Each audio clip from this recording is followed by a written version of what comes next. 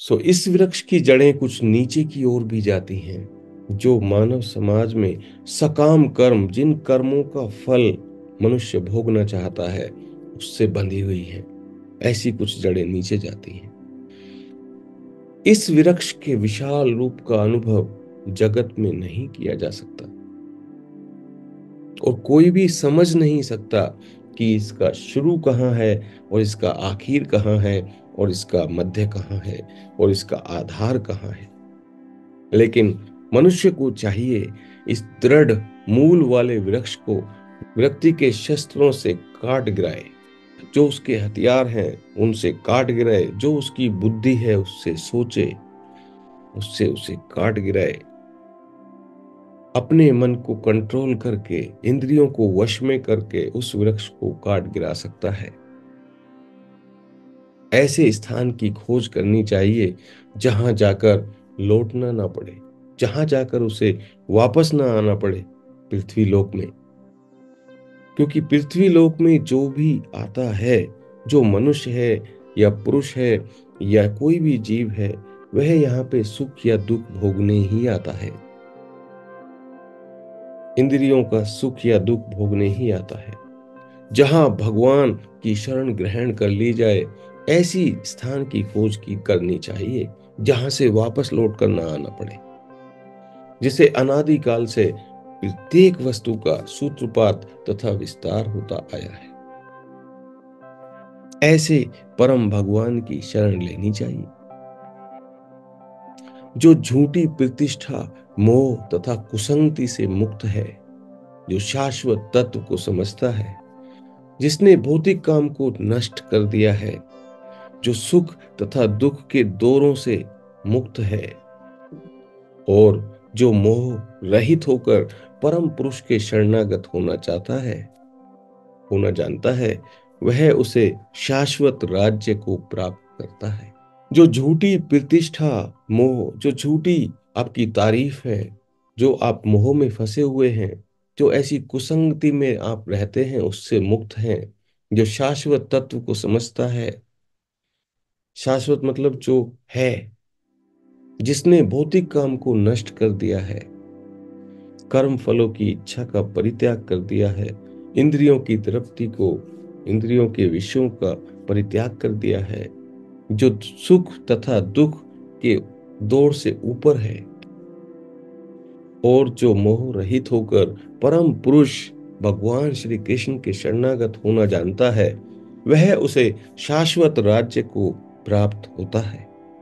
वह मेरे परम धाम ना तो सूर्य तथा चंद्र के द्वारा प्रकाशित होता है, और न अग्नि या बिजली से जो लोग वहां पहुंच जाते हैं, वह इस भौतिक जगत में फिर से लौट कर नहीं आते। जो वहां पहुंच जाते हैं, वह इस भौतिक जगत में फिर से लौट कर नहीं आते। इस बद्ध जगत में सारे जीव मेरे शाश्वत अंश हैं। इस बद्ध जगत में सारे जीव मेरे शाश्वत अंश हैं। बद्ध जीवन के कारण वे 6 इंद्रियों से घोर संघर्ष कर रहे हैं, जिनमें एक मन भी शामिल है। 5 इंद्रियां तो हम जानते हैं, और छठी है मन, जिसमें मन भी शामिल है। इसमें हम संघर्ष करते रहते हैं, ये कैसे करें, ये कैसे करें, ये कैसे हो गया, ये कैसे हो गया, ऐसा ये संघर्ष में लगे रहते हैं। इस संसार में जीव अपनी देहात्म बुद्धि को एक शरीर से दूसरे में तरह लेके जाता है। इस संसार में जीव अपनी देहात्म बुद्धि को एक शरीर से दूसरे शरीर में उसी तरह ले जाता है, जिस तरह वायु सुगंधि को ले जाती है। इस प्रकार वह एक शरीर धारण करता है, और फिर इसे त्याग कर दूसरा शरीर धारण करता है। इस प्रकार दूसरा स्थूल शरीर धारण करके जीव विशेष प्रकार का कान, आंख, जीभ, नाक तथा स्पर्श इंद्रिय त्वचा प्राप्त करता है, जो मन के चारों ओर संकुचित है। इस प्रकार वह इंद्रिय विषयों के एक विशिष्ट समुच्चय का भोग करता है।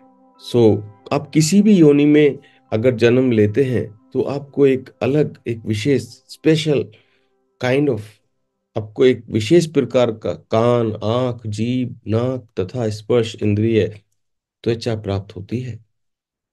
जो मन के चारों ओर संकुचित है। इस प्रकार वह इंद्रिय विषयों के एक विशिष्ट समुच्चय का भोग करता है। मूर्ख ना तो ये समझ पाते हैं कि जीव किस प्रकार अपना शरीर त्याग कर सकता है, और ना ही वह यह समझ पाता है कि प्रकृति के गुणों के अधीन वह किस तरह के शरीर का भोग करता है। लेकिन जिसकी आंखें ज्ञान में प्रशिक्षित होती हैं, वह यह सब देख पाता है। जो समझ नहीं पाते, जो समझना नहीं चाहते, उन्हें जीव किस प्रकार अपना शरीर का त्याग कर सकता है, वह ये नहीं समझ पाते। प्रकृति के गुणों के अधीन वह किस तरह के शरीर का भोग करता है। लेकिन जिसकी आंखें ज्ञान में कुछ सीखना चाहती हैं, ज्ञान को लेना चाहती हैं, परखना चाहती हैं, वह यह सब देख सकता है। जब मनुष्य को आत्म साक्षात्कार प्राप्त होता है, उसमें क्रियाशील योगी जो होते हैं जन यह सब स्पष्ट रूप से देख सकते हैं। लेकिन जिनके मन विकसित नहीं होते, जो आत्म साक्षात्कार को प्राप्त नहीं होते, वह प्रयास करके भी यह नहीं देख पाते कि क्या हो रहा है। ये उससे अलग ही रहते हैं, वो देख ही नहीं सकते। सूर्य का तेज जो सारे विश्व के अंधकार को दूर करता है, सूर्य का तेज जो सारे विश्व के अंधकार को दूर करता है, मुझसे ही निकलता है। चंद्रमा तथा अग्नि का तेज भी मुझसे ही उत्पन्न होता है। मैं प्रत्येक लोक में प्रवेश करता हूं, और मेरी शक्ति से सारे लोग अपनी कक्षा में स्थित रहते हैं। मैं चंद्रमा बनकर समस्त वनस्पतियों को जीवन रस प्रदान करता हूं। हे अर्जुन, मैं हर एक लोक में प्रवेश करता हूं, और मेरी शक्ति से सारे लोग अपनी कक्षा में स्थित रहते हैं। मैं समस्त जीवन के शरीर में पवन अग्नि हूं, और मैं विश्वास प्राण वायु में रहकर चार प्रकार के अन्नों को पचाता हूं। मैं हर जीव के हृदय में आसीन हूं, बसा हुआ हूं, और मुझसे ही स्मृति, ज्ञान तथा विस्मृति होती है। मैं ही वेदों के द्वारा जानने योग्य हूं, वेदांत का संलग्न करता हूं तथा समस्त वेदों का जानने वाला हूं, इसमें कोई संदेह नहीं है। निसंदेह मैं वेदांत का संलग्न करता तथा समस्त वेदों का जानने वाला हूं। हे पार्थ, हे कुंती पुत्र, जीव दो प्रकार के होते हैं, च्युत तथा अच्युत। भौतिक जगत में प्रत्येक जीव क्षर होता है, और आध्यात्मिक जगत में प्रत्येक जीव अक्षर होता है, अच्युत होता है। हे पार्थ, इन दोनों के अतिरिक्त एक परम पुरुष परमात्मा है, जो साक्षात अविनाशी भगवान है, और जो तीनों लोकों में प्रवेश करके उनका पालन कर रहे हैं। क्योंकि मैं क्षर तथा अक्षर दोनों से परे हूं, और क्योंकि मैं सर्वश्रेष्ठ हूं, इसलिए मैं जगत में तथा वेदों में परम पुरुष के रूप में विख्यात हूं। जो कोई भी मुझे संदेह मुक्त होकर पुरुषोत्तम भगवान के रूप में जानता है, वह सब कुछ जानने वाला है। इसलिए हे भरत पुत्र, वह व्यक्ति मेरी पूर्ण भक्ति में रत रहता है। जो कोई भी मुझे संशय रहित होकर पुरुषोत्तम भगवान के रूप में जानता है, वह सब कुछ जानने वाला है। इसलिए हे भरत पुत्र, वह मेरी पूरी पूर्ण भक्ति में रत होता है। अरे हे अनघ, हे कुंती पुत्र, यह वैदिक शास्त्रों का सर्वाधिक गुप्त अंश है, जिसे मैंने अभी प्रकट किया है आपके सामने। जो कोई इसे समझता है, वह बुद्धिमान हो जाएगा, और उसके प्रयास पूर्ण होंगे। और इसमें भगवान ने अपना पुरुषोत्तम योग प्रकट किया है। इसके बारे में अर्जुन को बताया कि ये सारा संसार प्रकृति के गुणों से उनके अधीन है। वो गुण, तीनों गुणों में जिसके संपर्क में ज्यादा आ जाएगा, वैसे ही उसकी प्रवृत्ति हो जाएगी। ये एक वृक्ष की तरह है, जिसे इस भौतिक जगत में रहकर जान पाना बहुत मुश्किल है। उसका कहाँ शुरू है, कहाँ अंत है, कहाँ आधार है, उस वृक्ष का कुछ भी हम पता नहीं कर सकते, जान नहीं पाते। हे अर्जुन, जो इस पुरुषोत्तम योग को जानेगा वो हमेशा ही बुद्धिमान हो जाएगा और अपने प्रयास से मेरी पूर्ण भक्ति में रत होता है। ये था आज का गीता चर्चा, जिसमें हमने अध्याय 15 की गीता चर्चा की और यहाँ पर अध्याय 15 में हमने पुरुषोत्तम योग जाना। क्या पुरुषोत्तम योग है? सो आइए मंत्र जाप करते हैं और आंखें बंद करते हैं। भगवान श्री कृष्ण को याद कीजिए, को कोटि कोटि नमन कीजिए, अपने माता पिता का स्मरण कीजिए, उनको प्रणाम कीजिए, अपने गुरुओं को प्रणाम कीजिए। जय श्री कृष्ण, जय श्री कृष्ण।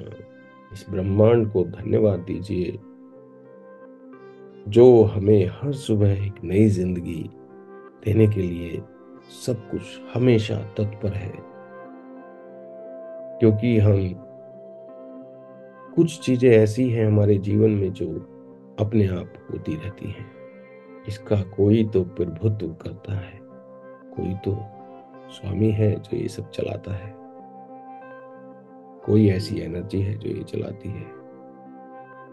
जय श्री कृष्ण। मन में एक अच्छा विचार लेकर आइए, आज मेरा दिन आगे आने वाली जिंदगी का सबसे बेहतरीन दिन होने वाला है। बोलिए तथास्तु, तथास्तु, तथास्तु। जय श्री कृष्ण, जय श्री कृष्ण। आइए मंत्र जाप करेंगे। हरे कृष्ण कृष्ण कृष्ण हरे हरे, हरे रामा रामा रामा हरे हरे। ये मंत्र जाप करेंगे। आइए। हरे कृष्ण कृष्ण कृष्ण हरे हरे, हरे रामा राम राम हरे हरे, हरे कृष्ण